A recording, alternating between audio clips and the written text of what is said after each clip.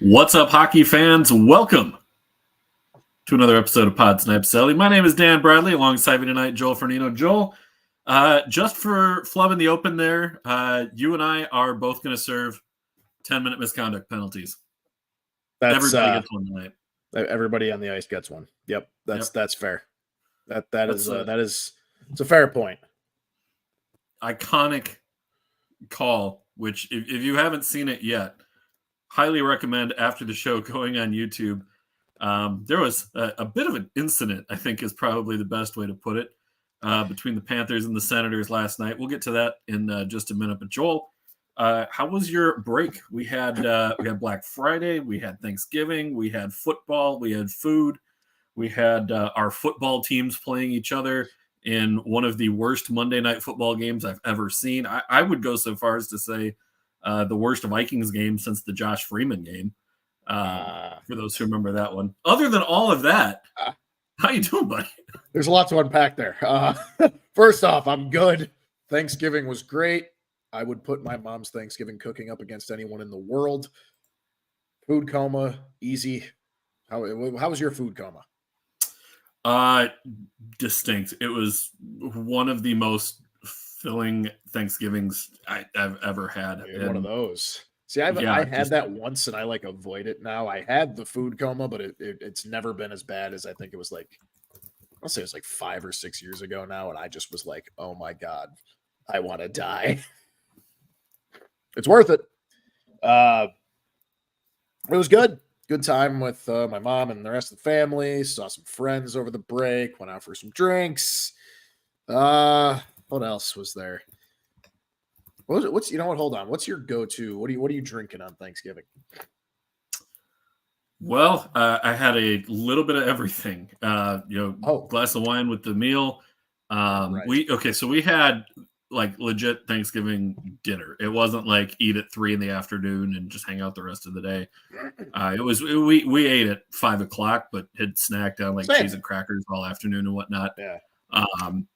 So beforehand, it was have a beer, have a glass of wine. And then the host made a tequila sunrise and was like, here you go, and just put it in my hand. So it was, yeah. It was interesting. It was fun. See, that's fun. It is. I mean, I went for something my mom always hosts. We did some snacking. My girlfriend made these puff pastry things that were filled with brie cheese and cranberry. Ooh. It was. I'm not even being biased. It was incredible. But that's a winner. Yeah. But my drink of choice was weird. I switched between obviously some wine with dinner. I bought a 6-pack of this pumpkin ale. It was very good. It's called Pumpkin Was that Smasher. a Goose Island, or was that? No, it's called Pumpkin Smasher. Look it up. It's very good. It's one of the few pumpkin beers that is good enough to drink more than 2 and not be really sick of the taste. And then I saw a guy I follow on TikTok. He does a bunch of drinks. I will never say no to a tequila sunrise. HP, I'm with you. Neither will I. Yep, they're good. Tequila sunrises was all I drank in the morning when we went to Cancun for 4 days. that was breakfast. Was a tequila sunrise. But then I found this guy I follow on TikTok. I think I'll give him a shout out. Not that many people watch right now anyway, but his name is One Big Pikey. He's a fun dude. He's a fun guy. He just does a bunch of drink taste tests, but he chugs stuff. It's super awesome. Is he a bigger dude? Has a beard, okay? I know what you're talking about. Hats like this, yeah. I did one mixed drink of his and absolutely hated it, but the rest of them. That's the whole thing. People submit oh, try this, and he'll be his joke is if he hates it, he's just all right, you're blocked. But this one he was it's good. So I was this is really weird. I'll try it. I want to try soy sauce, pineapple juice. Oh, I saw that. Something else. Yeah, and he liked it. It did terrible. 0 out of 10. Would not drink. He also willingly likes Jaeger, and I'm But yeah, I tried. That's the other thing too. He did a taste test of Screwball. The Screwball whiskey. Yep, with peanut butter and They released Screwball eggnog, peanut butter. Yeah, eggnog. you sent a picture of that one the other day. Yeah, I bought a bottle of it, and it's gone. It wasn't just me. It was very popular at the Thanksgiving party, but it was delicious, man. I got to tell you. And yes, also to your point of the football game, yes, the Bears played the Vikings. Our teams played each other, and it might have been the shittiest football game I've ever watched. I am sorry to anyone who doesn't live in Chicago or Minnesota that you had to watch that on a Monday night after you might have had a rough Monday. I don't know. I really am sorry you had to watch that. That was embarrassing in just so many regards. It's like the Vikings losing to a team that didn't score a touchdown is so on brand that it hurts. And then at the same time, 4 picks. Four picks. No, 2 of them off the receiver's hands. So, like, 3 points scored. Hang on to the ball. 3 points scored. Our offensive coordinator is the biggest pile of garbage. And I can't wait till he gets fired along with the head coach. But on to hockey. Yeah, on to hockey. Which has also been eventful, to say the least. Let's start with just 30 seconds of everyone on the ice gets a 10-minute misconduct. It was incredible. By the way, my bad. I did forget to mention. I have to shout it out. It was also a great Saturday for everyone watching that's a WWE fan. CM Punk returned to the WWE, and my childhood exploded, and I was so happy and emotional. And it was the most watched video of WWE's social media ever. Yeah, in like minutes. For those who don't know CM Punk, he is from Chicago, but he also was one of the biggest stars from like 2010 to 2014. Big name. But anyway, if you're a big enough wrestling name that I've heard of you as someone who doesn't follow wrestling, you're big. You're big. Also, I mean, he's a big Blackhawks fan. He's literally when you go to a home game and they do the intro videos, he's in the intro video and he's the narrator. Like, anywho, yes, everyone on the ice gets a 10-minute misconduct. Where does this rank for you on all-time penalty calls from officials? Because I think like Ron Cherry of personal foul number 69, he was giving him the business.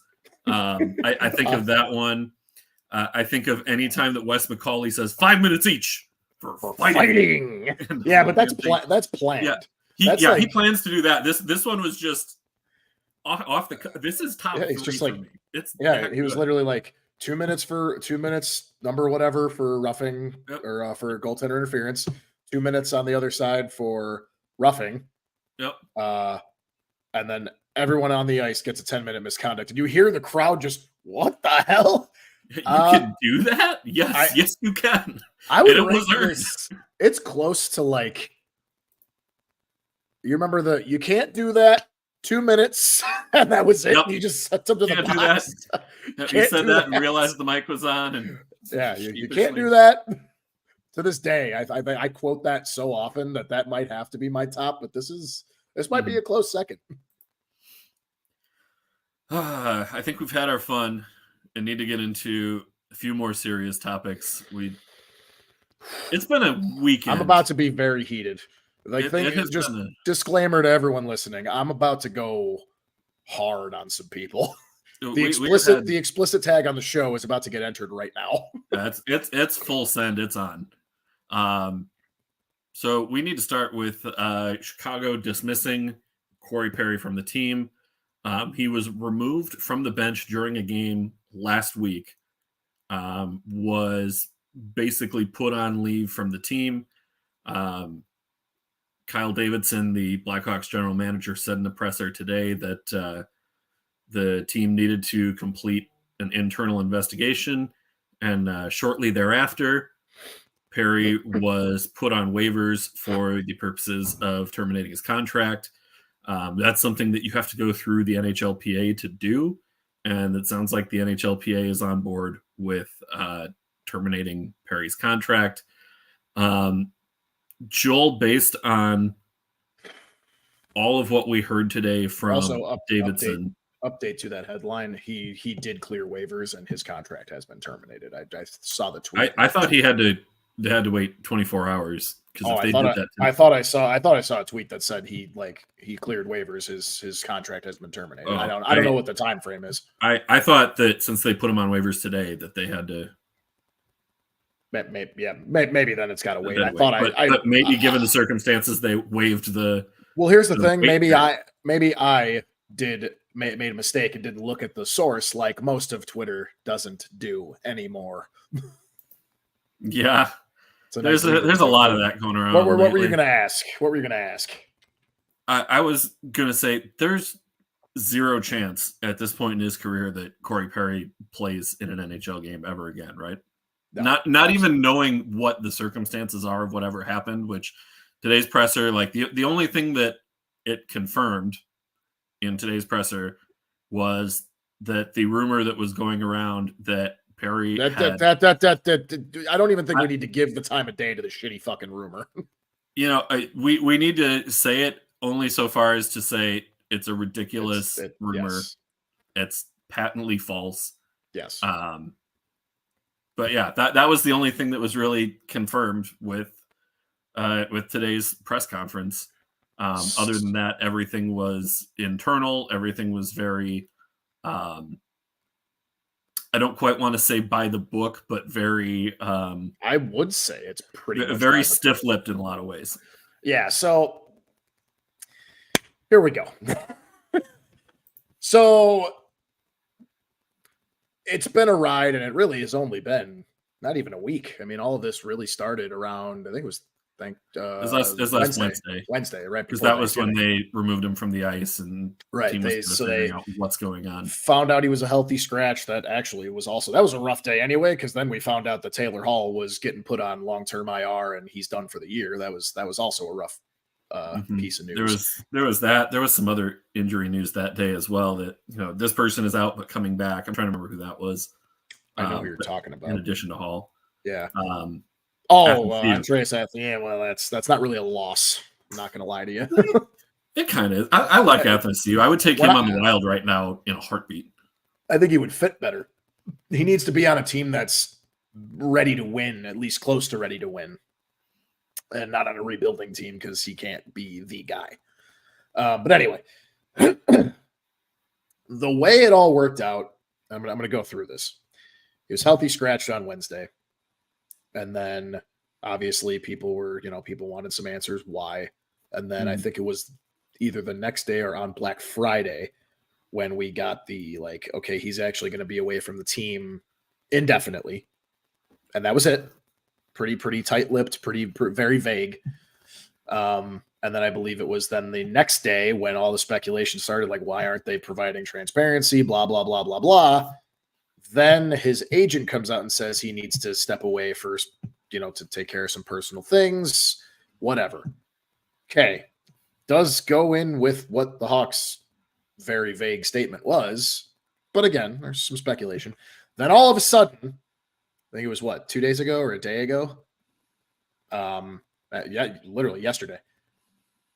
We haven't heard, nothing had really been heard after that. It was kind of just water under the bridge now over the weekend. Like no one really paid attention. And then it popped up on Saturday that there was the agent who said right, exactly, was going to be away. Then Sunday, nothing. Like it's just it is what it is now. We'll find out, whenever, we'll find out more. And then yesterday you got some douchebag who's able to pay for a fucking blue check mark. So then what do people do when they see a blue check mark? What we used to think, which means a credible source, that's not been the case for a very long time now. Imagine if Twitter had some sort of a verification system in place so that you could trust that whatever source was giving you news had some sort of credibility and standing and know-how to what they were talking about. Crazy. What a concept, right? That's very innovative of you, Dan. You should pitch that idea. Yeah, I really should. I think Twitter would be able to take that and really run with it, and it would be a good thing for the site as a whole. I mean, right. It's not like that's ever been tried before and repealed. No, never. Absolutely not. Sarcasm aside. Yes, there was the gross rumor that Dan alluded to that was put out there.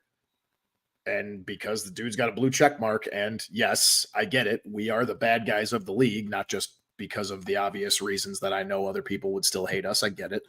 But we also have Connor Bedard, so people are salty and pissed off about it. Spreads this rumor, and you've all seen the rumor at this point.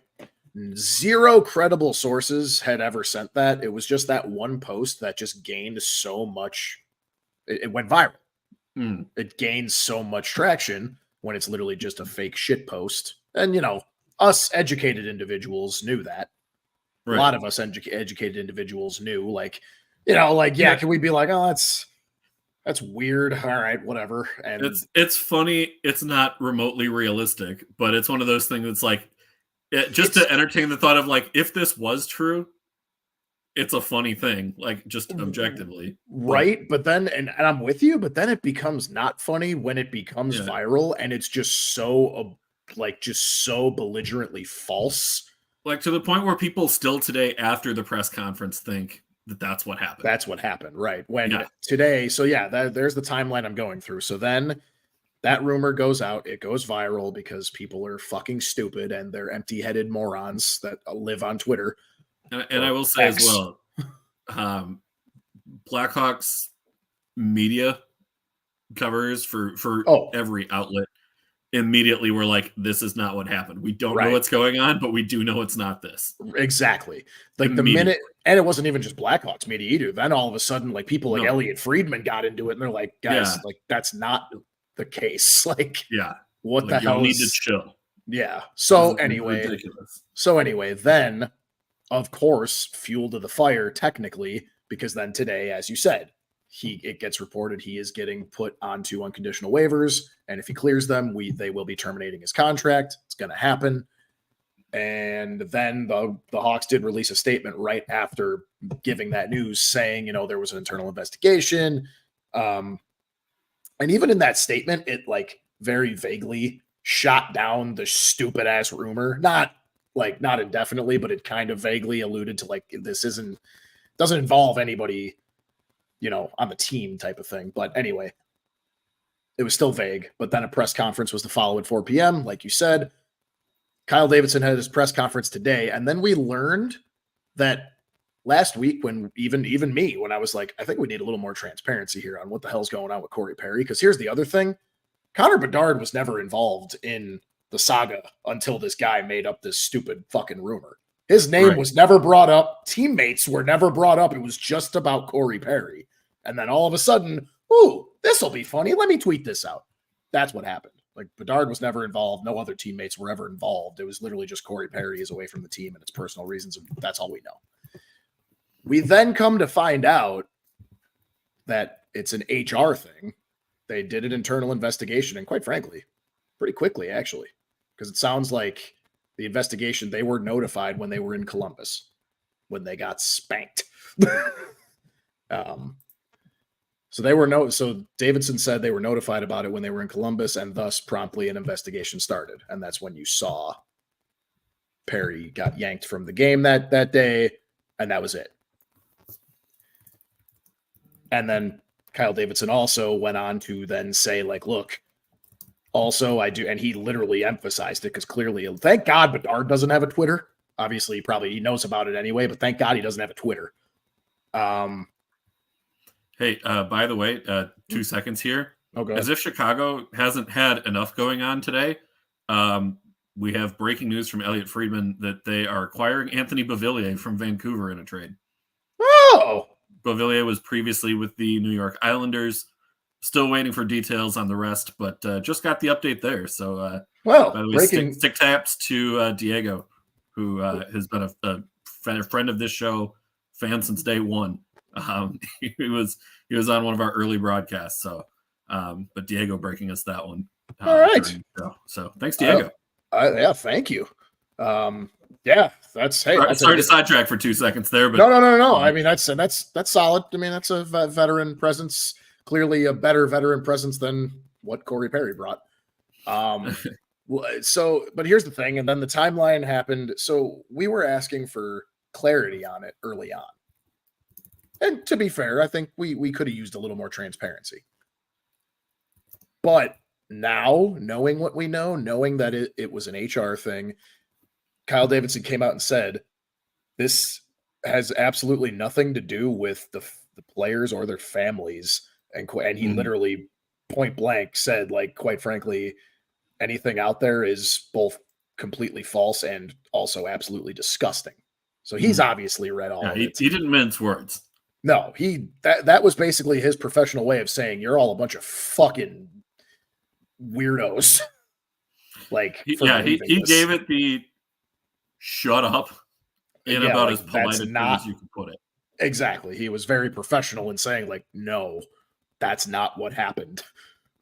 But he did go on to say, like, an investigation, some like a staff member, or sorry, someone who works for the org, just behind the scenes staff member.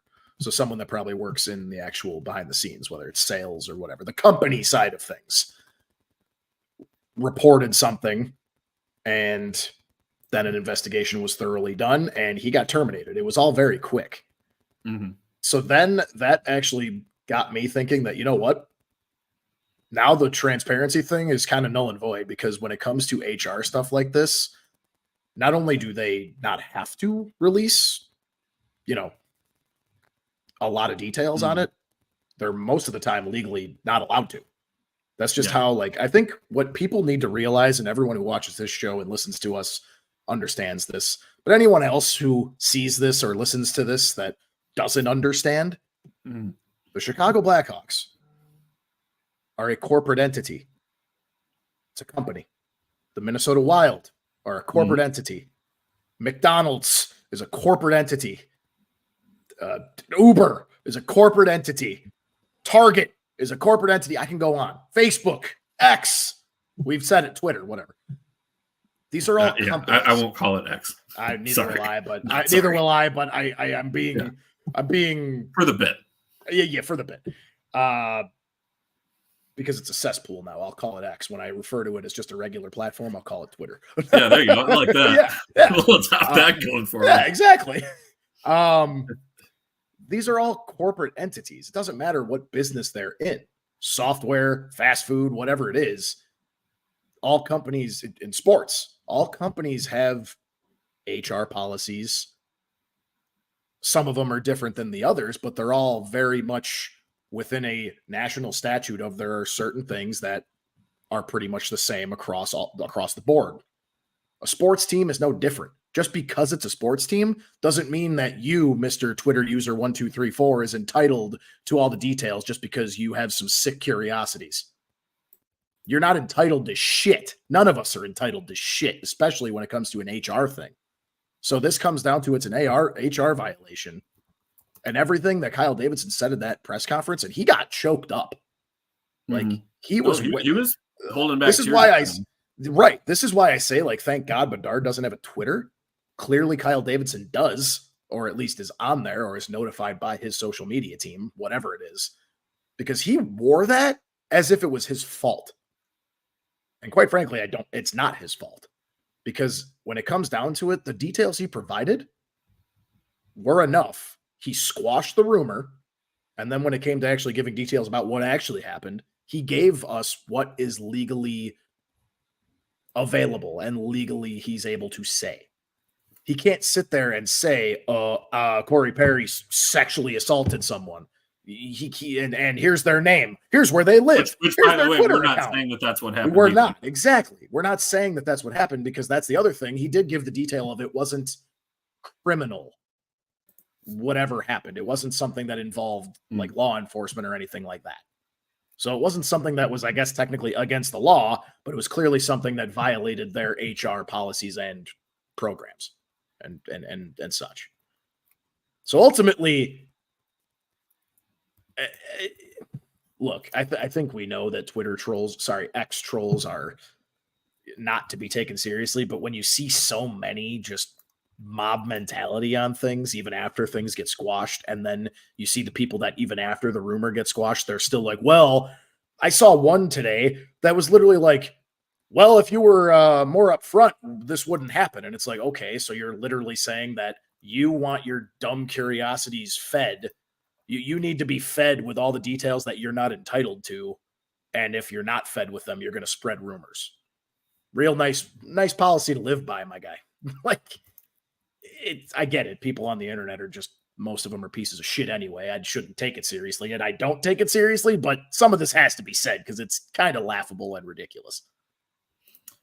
Yeah, I am very much at the point where I'm ready to just take 2-3 days off of Twitter. And I'm with you. And I think I'm going to shut the world out for a couple days. I agree. I'm going to put a bow on all this and say, look, we got, oh, hold on. A white hat this week, probably a Wings hat. We're going to get to that, Sam. Hold on a second. It is not a Wings hat. Bold of you to even assume that Joel had a Wings hat. A Wings hat wouldn't touch my body anywhere, Sam. Let's just get that right off the bat here. But I'm going to wrap this up. Dan, you brought up a good point. Sorry, I know I've been talking a lot. I will shut up. It's all good. This is your team, so I wanted to make sure that you got to speak your piece on it. Yeah, and we got big news from your team coming up next here. So, yep. My time will come. So, to put a bow on it, again, to this day, I still understand fan bases that aren't our own are going to. Well, there's two buckets of it. There's other fan bases like yours, where most of you want more transparency and you're holding the organization accountable because they did a very dirty, horrible thing in the past. The new management obviously didn't do it, but they still have to uphold and make sure that they instill all those changes that they said they would. That can't happen again. Exactly. So that's one side of it. Then there's the other side, which mostly, and I'm going to call out fan bases, it was mostly Vancouver and St. Louis type of people that were just going all over X, throwing a bunch of these stupid things out there, saying this or saying that, and then they gain traction because obviously there's a big mob of people that hate the team. Fine. What I will say about it is that, on the contrary, what happened proves to me that the change they talked about is working. Something happened, HR violation, whatever it is. We don't know if it's, like we said, we don't know if it's sexual misconduct type of stuff. We don't. Internal personnel matter. Individual personnel matter. Player personnel matter. Those were the terms that Davidson kept using over and over again throughout the press. Exactly. So we don't know exactly what that entails. We don't know if that's sexual harassment. We don't know if that's a violent, like you got into a fight with somebody. We don't know. All we do know is that the employee, not player, but the employee who reported it to the HR department of the Blackhawks, an investigation was started promptly. And then once they got the evidence they needed to prove that the investigation was just and rightful, they got the evidence they needed. They literally terminated Corey Perry, put him on waivers, but they're going to terminate him, obviously. Terminated his contract. Terminated his contract. Sorry. They didn't terminate Corey Perry.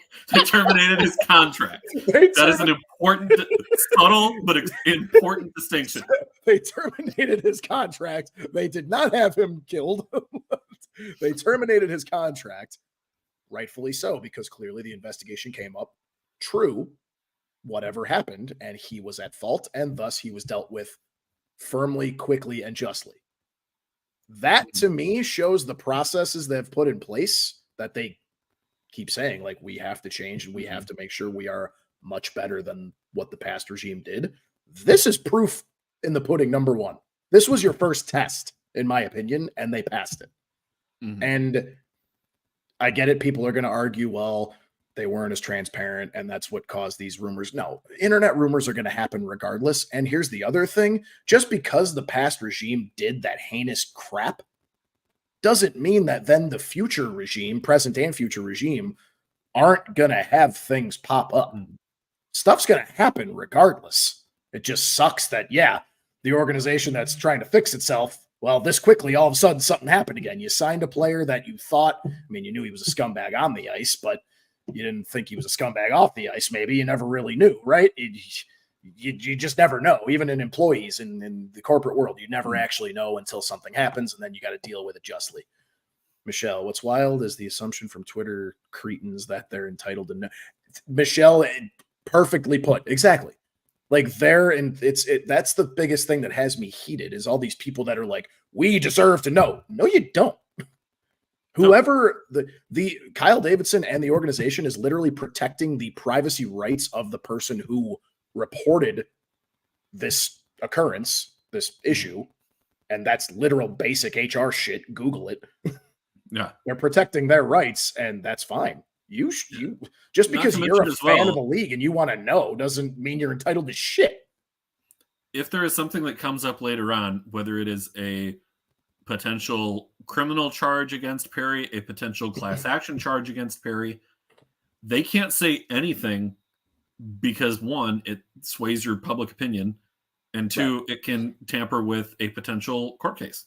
Right, exactly. So while Davidson did say that the matter has not, like that they have not been in touch with law enforcement about whatever it was that happened,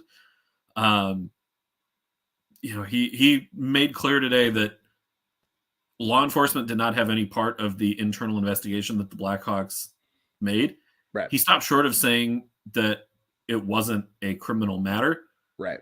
Which, again, HR reading between the lines, he's making sure to try and give as much information as he can, but not actually say anything that could come back and damage the organization later on. Right, exactly. He handled it very beautifully.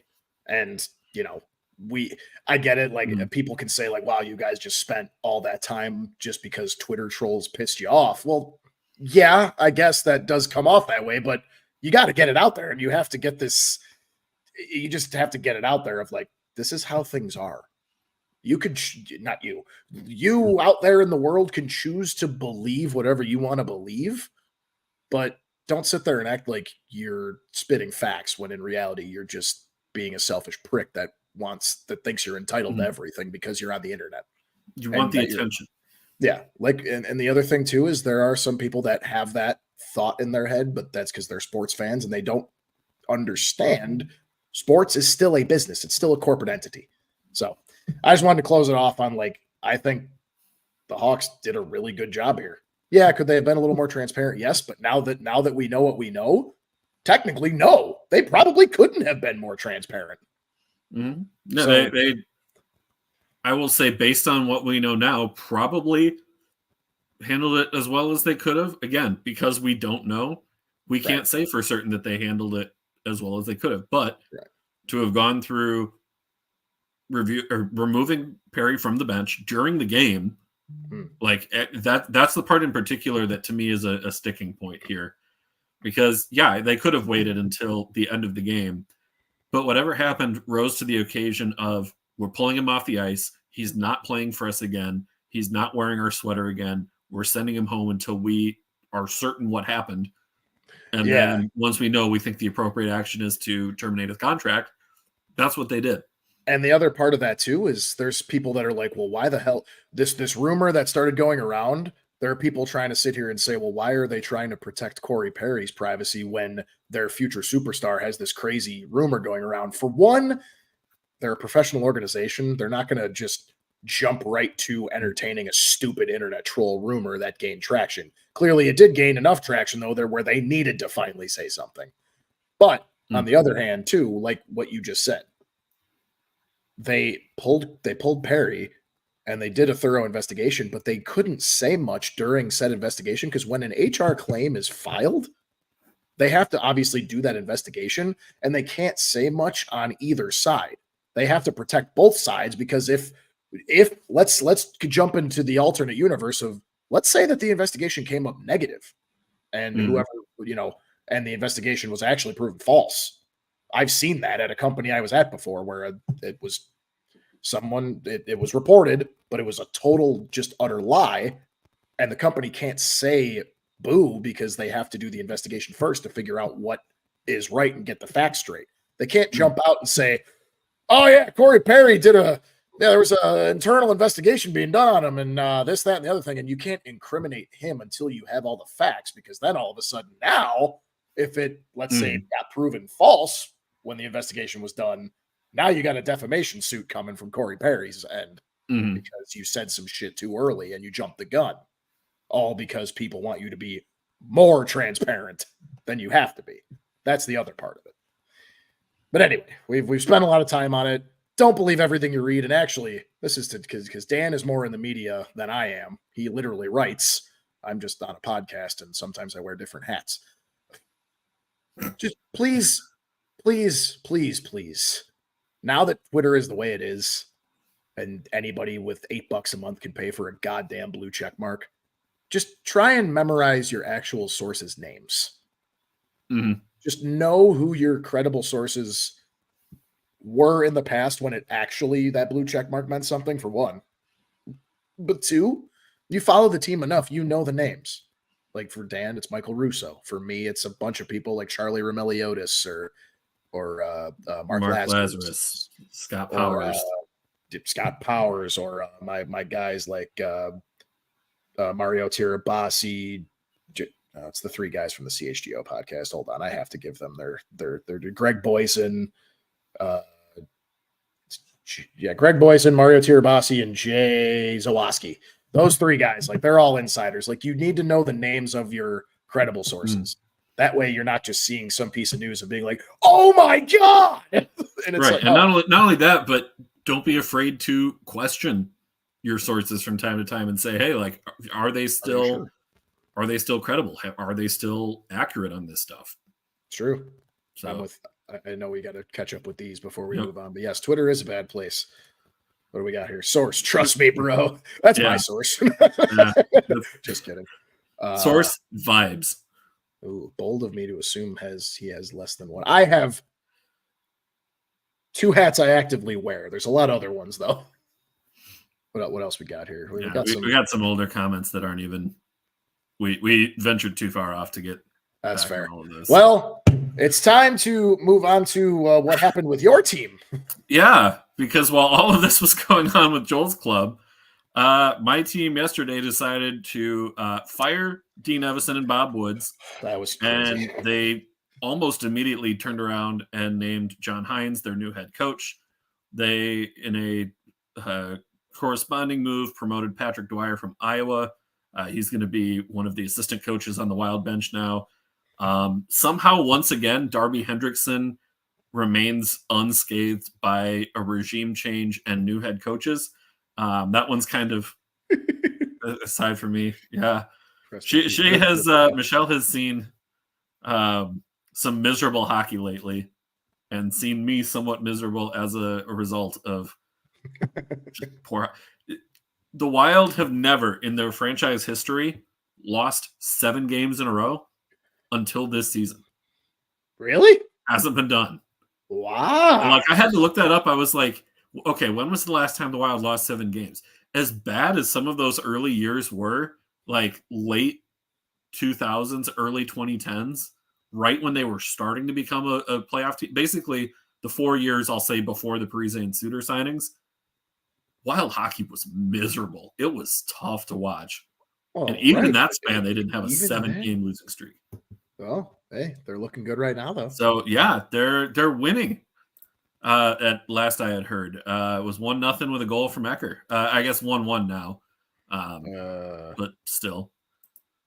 Can't confirm it's one. Oh, and you're playing the Blues? Oh, yeah. You're a Wild fan for tonight. I'm a Wild fan. I'm a Wild fan tonight. Bennington and net for St. Louis. Oh, I'm really a Wild fan then. Yeah, I knew that would get you. You're on board. There aren't many players in this league I hate more than Jordan Bennington. Joel, my first reaction to seeing that they were letting Dean go was I don't necessarily disagree with the move, but I disagree with the timing of it. I thought if they were going to let Dean go, you either do it at the end of last season after another first-round playoff exit, or you do it after this season, kind of knowing that, yes, you have $15 million dead cap. Yes, you've had some injuries early on that have kind of slowed guys up. Yes, you have some of your star players underperforming, but knowing all of that and being in a position where you can secure a top 10, maybe even top 5 pick in this draft with a relatively deep draft class through those first 10 picks, some really high-end talent projected early on here as well. maybe you just kind of ride it out, let Dean try and coach through it. You have back-to-back 100-point seasons. Maybe you give him a little bit more leash to do it during the season and really limit your pool of potential coaching candidates. To me, that was a surprise. But also then to turn around and have it be John Hynes, who just got fired. He literally just got fired. Yeah, he was let go in Nashville. And they brought in Andrew Burnett. They kicked him to the curb. Before that, he was with the Devils. Has not won a playoff series at the NHL level. Had some success as an AHL coach with the Baby Pens when he was there with Bill Guerin, which that's part of the connection. To me, this really feels like a lateral move in a lot of ways where and there's a great piece in The Athletic today. Shayna Goldman did an awesome piece breaking down basically why Hynes doesn't really address with his coaching style the issues that the Wild are having. To me, it was a really weird timing and a weird hire. What did you make of John Hynes as the new Wild head coach? And as an outsider looking in, do you think he turns this team around? I think I looked at it more. I kind of agree with you. Like, was I surprised? Yes, but like with, the really shitty start to your season, I guess I can't be that surprised. Like, did Bill Guerin pull the trigger a little quick? Yeah, maybe. I'd say a little bit. But seeing John Hynes be the hire as opposed to just having an interim for the rest of the season, giving you all that time to go out, interview, and then, try and find a coach that clearly, I mean, Evason clearly was a transitional coach, I guess. And I think about it just from like the NFL perspective, because that's kind of what the Bears are going through. Like, we think of Matt Eberflus as a transitional coach. He ain't going to be the coach when we start having success from the rebuild. Versus like the Hawks in the rebuild, Luke Richardson was hired to be the one that's still here by then. It's a little different. This is, I'm kind of with you. It's almost like you're kind of hurting in a way, and inadvertently, it's almost hurting player development because you have a system with Dean Evason's system. I get it. It's not working. I get it. You're underachieving way more than anyone expected. But again, back-to-back 100-point seasons. You were second in the division last year, if I remember correctly, right? Or third? Third. Yeah. Dallas. Oh, it was 2 years ago. I think you were. 2 years ago, we were second. 2 years ago, you were second. And then last year, you were third. So 2 and 3, respectively, damn good finishes. I get it. First-round exits. A lot of teams have that kind of curse. No worse, no one worse than Toronto. Mm-hmm. Well, they finally broke that. But so I get like 2 first-round exits. I get it. But I don't know. It almost feels like it was too soon. And unless there just really wasn't anybody in your system to appoint as an interim while you did the search, which you have. What? Yeah. We got 60 games left. Like, you got plenty of time to search. But and here's the thing is Bill Guerin was on Dan Barrero this afternoon, who is one of the local radio shows in Minneapolis, St. Paul area. And he said that it was a multi-year deal for Hynes. Oh.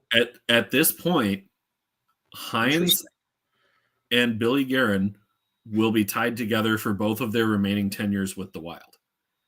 Because Billy also brought in Dean Evason as head coach. And by bringing him in now as like, okay, this is another head coach that Billy has brought in. If it doesn't work this time, like, Guerin is probably going to be gone.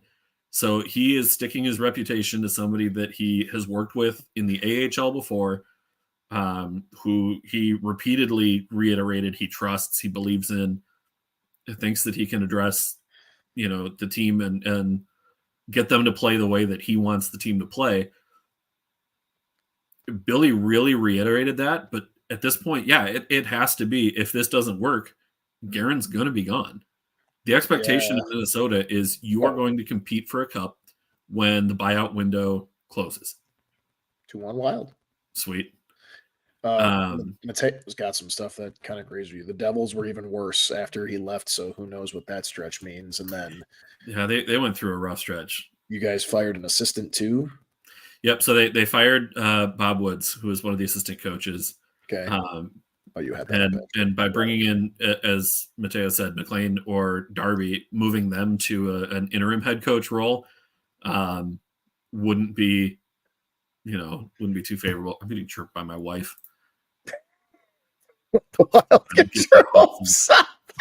All they do is cause you pain. That's not chirping. She's looking out for your mental well-being, your emotional well-being. She is.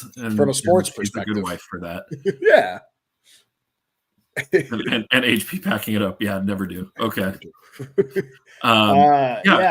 Interim coaches from within the organization wouldn't have done enough to spark the change. Mm-hmm. And I mean, I hope Sam is still listening because she'll be able to chime in on this as well. My hope was that they would ride it out to the end of the season and then call up Todd Nelson from the AHL, who has been the head coach with Hershey, led them to the AHL championship last year. And he was the coach of the Oilers for like 40 games when they were trying to tank for Connor McDavid. And then they let him go at the end of the year. So he was handed just an absolutely brutal roster and a team who was actively trying to lose, right, and then kicked to the curb after helping them lose, basically, and then building a contender out in Hershey that has been very, very good year in and year out. Sounds like Frank Reich. I will name your price. I think he's coaching in the NHL next year. Like, that's where I'm at with Nelson. I would have loved to see him come to Minnesota. So I'm a little bummed that Hynes was the move immediately. But I also understand you got to have somebody coach for your next 60 games, plus hopefully playoffs, because that's what Guerin has reiterated. This team is not rebuilding. This team is not, that's not where they're at. So he's technically proven that right too. The last 2 years, I get it. Ignore the first round exits, but you've gotten the job done in the regular season and at a decently high seed too. Yeah, and the way I think about it is, every team wins 20 games. Every team loses 20 games. It's what you do with the other 42 that counts. Yep. But you're gonna win a bunch. You're gonna lose a bunch. Yep. And that's just where we're at in today's NHL. So. Plus, here's my thing. You're doing this really rough stretch is so early into the season that you don't have to worry about it. Yeah, digging a hole is obviously not ideal, but it's early enough where you can probably look back on it if you end up climbing back up in the ranks and things start to go well again. You can just kind of laugh at it like, oh yeah, remember that 7-game losing streak? We complimented it with a 7-game winning streak in December. Like, you never know. Well, look at these losses too. At the Rangers. Rangers are a playoff team. Yep. At the Sabres. On the road against a team that wants to compete for the playoffs this year. Also underperforming. You want to win that one. That sucks. Yeah. Embarrassing loss to the Dallas Stars. I'm writing that one off. No excuse for losing that one and playing as bad as they did. Losing in Sweden, traveling to Sweden to lose to the Senators. Still in Sweden the next day, not even 24 hours later, playing the Leafs. Both of those you get points, but you lose. Yep. Losing to the Avalanche, that's a playoff team. Losing to the Red Wings, fringe playoff team. It's not like they were losing, like they dropped 2 in a row against San Jose. I just realized we haven't played each other yet. Yeah, we haven't. We don't play each other until like January. That's right. Or at least late December. It's a long time before we play each other. Yeah, I just thought about that. We haven't had the whole all right, it's Joel versus Dan week. Like, we haven't had that. Yeah. I mean, we had that twice already for football. Actually, I take it back. We play December 3rd. We play Sunday. Oh, I forgot about that. We play Sunday, but then we don't play again. It is Joel versus Dan week. Yeah, it is. Look at that. So we play each other this week, and then we don't play again until February 7th. Lovely. So that's why I had way, way out there. Also, Joey checking in from the game. He is at the United Center as we speak. Oh, nice. And thanks for checking in from the United Center. Yeah, yeah. Thank you for the dedication, because signal strength in the United Center is bad. So yeah, I hope it's between periods. Otherwise, put your phone away and watch the game. We won't be mad. I'm watching right now. There's 12 minutes left in the first. Yeah, Joey, put your phone away, enjoy the game. We're not mad. I mean, nothing's going on right now. It was probably to ignore the penalty kill, because Seth Jones took a penalty. Mateo chiming in, the Wild's March last year saved the season after a brutal February. I do remember that, actually. It was bringing in Johansson because you had cap room to do it. And that unlocked Boldy, and Kaprizov went down with an injury, and Boldy said, okay, my team, we're taking over, and helped carry that team to the playoffs until Kaprizov came back. Right. In regards to Kaprizov, I think he's still playing hurt. Russo has kind of hinted at that he's still dealing with long-term result of that injury. Plus, if he came back in the playoffs and re-aggravated anything, Joey gets to witness a goal. There we go. Boris Kachuk. Is that shorthanded? No. Oh, but Boris Kachuk on fire, man. Wrapping up with the Wild, not super, but I'm going to give him the benefit of the doubt. I'm not going to, write him off just because of past record. Past record doesn't necessarily indicate future results, good or bad. No, I agree. And different situations, different players. This could be a great hire. For all we know, it could be a better fit than what he had in Nashville. But entirely. And I'd argue he's got more talent in Minnesota than he had in Nashville. The only thing I can say is, without question, the defense and goaltending situations were better. Oh, absolutely. Well, when you have Roman Josi, it's pretty easy. That helps. But I mean, outside of that, his only offensive talent he had was Forsberg. Yeah, pretty much. So let's go sort of back to Chicago. I had to bring it up. We had the chirp from Sam earlier in the show. It's good. It's big news. It's big news today. I woke up to this. Yes, Patrick Kane has signed with the Detroit Red Wings. 1-year deal. At a whopping $2.75 million. $2.75 million, and that's all salary. That's not bonuses. That's it is a strictly salary deal. I gotta say, I was a little surprised seeing the number. I thought it was more than what he was ultimately going to get. You thought it was less. I think you're crazy. I really think I get it. He's just coming off surgery. Yeah, but he is still Patrick Kane. that's why. Coming off of a hip surgery, and I want to bring up this tweet here that was posted earlier today that talks about the surgery that Kane had. What is it? Hip transfusion? It was hip resurfacing. Resurfacing. The name of the procedure. Transfusion from. Which that just sounds awful. Another one? Yep, 2-0. I don't know who scored that one. Continue. Sorry. Okay. This was posted by Cam Robinson, who does content for Elite Prospects. Yep. NHLers post hip resurfacing surgery. Nicholas Backstrom, 47 games played, 22 points. Backstrom is basically done for the year and taking time away from hockey. He's probably retiring. He's probably LTI retirement. Yeah. Carl Hagelin, 0 games. Ryan Kessler, 0 games. Ed Jovanovski, 37 games, 5 points. That to say, is Kane a better offensive talent when healthy than everybody on that list? Yes. Is he a better offensive generally talent? Better player than all of those players on that list. Don't sleep on Ed Joe. I'm just saying. You can sleep on Ed Jovanovski in comparison. I won't take offense to that. Backstrom, close, but again, center versus wing, different requirements of what you're expected to do. Coming off of that procedure, really kind of surprised me to see, one, that was the money involved, and two, that it was Detroit that signed him. And I know we have the connection with Alex DeBrincat. It kind of makes sense in that regard. But looking at that Detroit roster right now, where the Red Wings are kind of on that playoff bubble of, are they going to be a playoff team? Is the Yzer plan working? They're in third in the Atlantic Division right now. 2 points behind Florida, 6 points behind Boston. Like, they are a playoff team right now.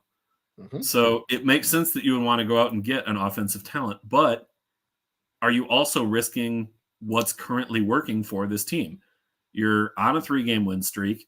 You have the second best goal differential in the division, the third best in the conference. And you're bringing in someone who, as good as his offense has been throughout his career, defensively, you cannot say the same. I get it. No, I agree. Yeah, Kane is not a defensive player. No, he's just not. That's not what you pay him to do. Are you going to put him in the top 6 and bump one of your top 6 forwards who has been playing well? Or are you going to put him in a bottom 6 role where it's not ideal for his skill set, but maybe you get a little extra punch out of your third or fourth line? Where do you see Kane fitting in this Detroit lineup? I mean, I can guarantee you he will be on a line with Alex DeBrincat. Power play at minimum. I don't know that he should be playing too much beyond power play, but you're telling me he's going to take Lucas Raymond off of DeBrincat's line? No, but I think they're going to, power play for sure. They're going to have to play around with it, and they're going to have to see where he's at and where the hip is at. I know they said he was he's recovered at a record pace. Everybody you brought up, they said his recovery was faster than they've ever seen. Which also scares me, because are they rushing him back? And I would say no. Because there's a difference between medically cleared to play and hockey cleared to play. And that's why he's not going to be in the lineup tomorrow night against the Rangers. They're going to give him probably about a week or so to practice, get up to speed with the team, see where he's at. And we actually play them Thursday. So I don't think he'll be in the lineup for that one, but probably not. There was some rumors that he might, but I'm with you. So that's the thing. I don't think they're rushing him back, and I think it's a good fit.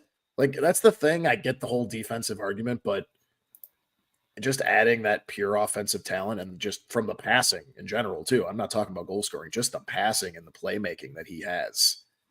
That doesn't hurt your team whatsoever. That only helps your goal differential. Yeah, the defense, I get it, but their goal, their goal differential and their team defense has been good enough where it's like he doesn't, the players on his line, no matter where he plays, he doesn't have to do anything. And he'll still try, he'll still try. He's not like a turnover liability, but I mean, he's also not going to be the 200-foot player that he had to try and become after Hossa left back in 2018. Like, it's, he's not being brought there to do that. They're going with the vibes of, your team can't score if my team has the puck. Exactly. That's kind of the approach here. And they got decent enough defense anyway. So yes, exactly. They're pulling in the Toronto mentality while actually backing up the fact that they have better team defense anyway. Yeah.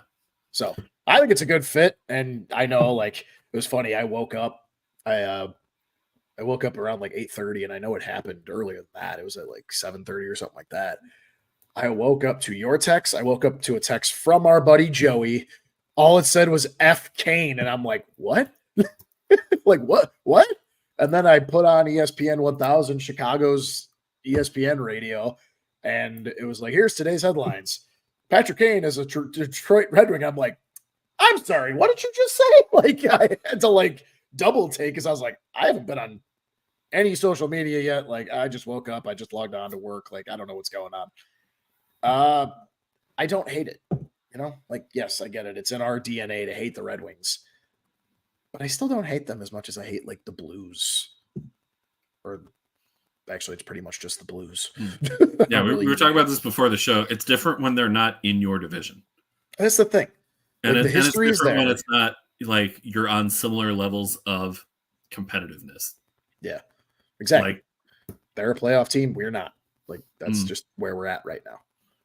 There was a rivalry back when they were in our division, and then the final game ever played in the division, we won, and we knocked them out in Game 7. Like, it was almost like I in my mind, that was such a exclamation point on the rivalry because they were leaving the division and the conference, where I kind of just buried the rivalry, where I was like, that's it. Like, we got the last laugh. You're over there now. I don't really care anymore. Let's get into our pick segment. So where's the Red Wings at? Now Michelle's chirping me. She brings the chirps. She does. You know what? Maybe I got roasted more than any turkey on Thanksgiving did. I tell you that. There's a joke to be made there, and I'm not going to make it. Save it for after the show. Moving into picks. You and I each went 3 and 4 over broken into the 90s 2-week stretch. But yeah, you're into the 90s. I am hoping to get there. Join you this week with 3 wins. The one that really was the kick in the teeth was the Flyers game. I had picked their opponent to win by 2, and the Flyers won by 2 while they were the underdogs. So that one I had picked them to cover. That one saved me because I had picked the Hawks to money line win against the Blue Jackets, and we got stomped. Between that one and you picked Arizona plus 1.5. I think it was Arizona plus 1.5 against Colorado, and Colorado won 8-2. Dropped 8. Yeah. So I don't know where that. The Arizona one was. I don't know. I think I did Arizona for the bit, even though this year that's not the team we use for the bit. Yeah. So I don't really know why I did that. it kind of was Toronto for the bit, just because we had them so much early on. But first game, Montreal Canadiens plus 116 at the Blue Jackets minus 140. Joel, for me, this almost feels like too much of a layup. Blue Jackets, right? Yeah, I'm with you. I mean, it scares me, but and I can't really say like, yeah, I just saw them put up, 7 on us, but it's us. Like, our goaltending is shit. We have young defensemen. Like, that shouldn't be a litmus test, but I mean, Montreal is also not good. So yeah, you just look at the overall talent on the roster, and like the more talented roster is clearly Columbus. Yep. That roster has not been playing up to expectations. Well, maybe you shouldn't healthy scratch Patrick Laine.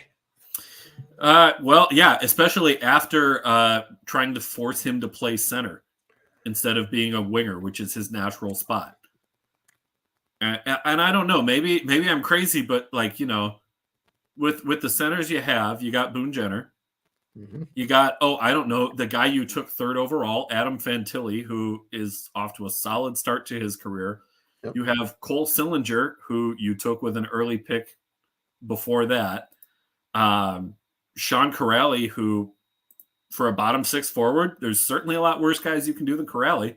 You're forgetting about Johnny Hockey. Plus you've got Gaudreau on the wing. Like, I was just looking at, like, those are your centers. You don't need to force Laine into playing center. Oh. Plus, by the way, Kent Johnson absolutely tearing up the AHL right now. Mm-hmm. He's got like 16 points in 7 games or something like that. Yep. At the AHL level. It's like, dude, call him up already.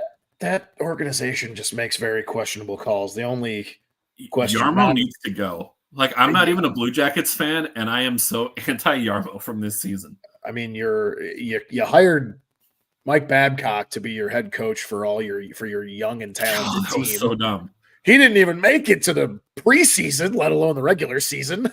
Laviolette would have been such a great hire for the Blue Jackets. Like, he would have been such a good fit. Hey, Dan, can you show me what's on your phone? You get it? Oh. I was like, did you send me something? No. Well, because as you said that, my phone lit up. So that was why I was... Let's go ahead and put your phone up on the screen real quick. Yeah, show everybody through all of the pictures of what I did over the summer. And no, we don't need to do that. You're taking the Blue Jackets here too? Yeah, that's pretty obvious for me. The Detroit Red Wings, who we just talked about, plus 1.5 tomorrow night. No Patrick Kane in the lineup. They're minus 142 on that puck line. At the New York Rangers, minus 1.5 at plus 118. Joel, I kind of like the Rangers at that plus money on the puck line there. I do too, because they're off to such a crazy hot start, and Shesterkin is back to Shesterkin form. Yep, Rangers tied with Boston for first place in the Eastern Conference. Has the tiebreaker as well because of doing it in one fewer game. Yeah. So same number of regulation wins as well. So they're number one right now, which ties them with Vegas for tops in the league. And again, by virtue of the games in hand, they're number one. Yeah. Not to mention Red Wings on the road, 4-3-1 versus Rangers at home, 6-2-0. Mm-hmm. It's pretty solid. Red Wings are rocking a 3-game win streak while the Rangers just lost recently. So I expect things to get picked back up 7-2-1 in their last 10. Exactly. So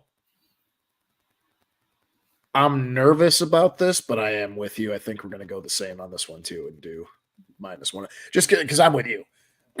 As good of a team as the Rangers are, plus money at -1.5, even though, yes, the Red Wings are also proving to be a very good team. Yeah.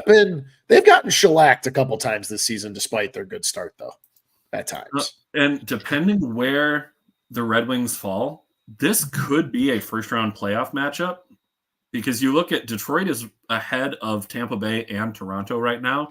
Mm-hmm. I don't think that holds through the rest of the season.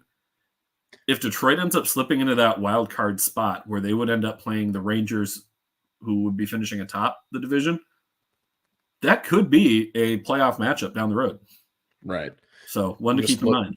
And also, I guess what is worth noting is the last time these two met in the Rangers barn, the Rangers won 5-3.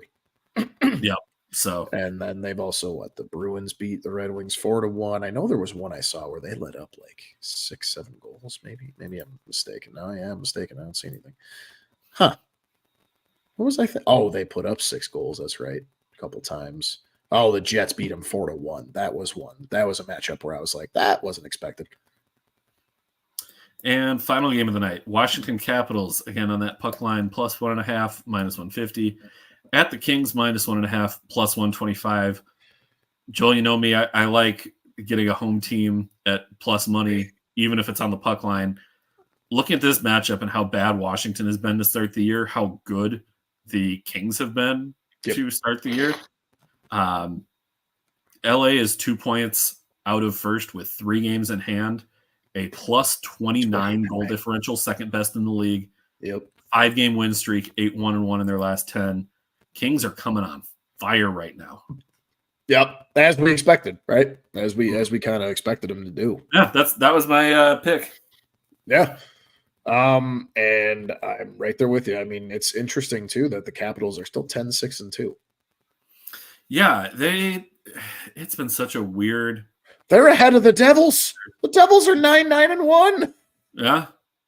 Pittsburgh's 10-10-0. They're ahead of Pittsburgh too. Yeah. It's very confusing. It's weird. Yeah, it's very weird. The Metropolitan is odd. It's very odd. And they're doing it in such weird ways too. Like they had a 5-game win streak. They beat Vegas, beat the Devils, but their losses as well, shut out by the Islanders of all teams, a 6-1 loss to the Senators, a 3-2 loss to the Canadiens, 4-1 to Toronto, 5 rip to the Oilers. Washington is such a head case for me this year. I can't confidently pick them even at +1.5 when they're on the road against a Kings team like this. I gotta go Kings. I'm with you. I thought this, not to mention the funness of 2 teams in a row where we have a -1.5 at plus money when they're that good of a team. That's enticing. And look, I know it's not as fun for the competition of it, but we haven't done a 3 in a row picking the same yet. So let's do it. We are both going to take the Kings at -1.5. So recapping our picks here, both taking Kings -1.5, both taking Rangers -1.5, both taking Blue Jackets, all home teams. Ends up all home teams. Yep. So all teams that are very good in their own barn too. So yeah. So and I will tweet those out from the account, if not tonight, tomorrow morning. No chance for us to separate in the standings this week either. That's fine. Well, so there is that. There's not, no, but I mean, if you look at our records, you wouldn't have caught me anyway. Yeah, I mean, I wasn't going to catch you, but I'm ahead of you by 1 for the season. So there's that. Forgot about that one. I haven't even looked at how I've done on the season. It's probably really bad, isn't it? I mean, it's not great. No, it's not great, Bob. Not great. Again, these are weird seasons that we've seen in some of these picks. I gotta tell you, I don't think we need to do one because I did one for 15 minutes straight. Yeah, I was gonna say we can probably drop 2 minutes for roughing, and we can say that with the 10-minute misconducts for both of our teams that we went on. Yeah, exactly. Credit for time served. Next show will be next Tuesday, December 5th. Oh, no, it won't. No, it won't. No? We will do it next Wednesday, December 6th. I will be at the Hawks game next Tuesday. Okay, that's news to me. Yes, my bad. I forgot to let you know. Yeah, it's our team outing, and we're going to a Hawks game. Okay, well, next Wednesday. Well, if you could make that work, I mean, I think that will work. I know I can't do next Monday. There you go. We'll say stay tuned to our social media, where we'll have more updates throughout the week about when our next show is going to be. Probably Wednesday. I think that'll work. We'll see. Thank you to everybody who tuned in. We had a ton of viewers and a ton of comments throughout the show tonight. Hell yeah. Thank you so much. We love having a live element to the show so that it's not just Joel and I talking at each other for an hour and change. So thank you to everybody who commented throughout the show tonight. Be sure to join us for our next show on YouTube, on Twitter, and on Facebook at Pod Snipe Celly. And stay Joel, tuned. Any final words? Stay tuned. We might be getting onto Twitch here somewhat soon as well. We're looking into that and seeing if it's something that long run has possibilities. So until that time, last words for the show. Fuck Twitter trolls. Good way to end it. Those are my last words to the show. He's Joel. I'm Dan. Enjoy your night, everybody.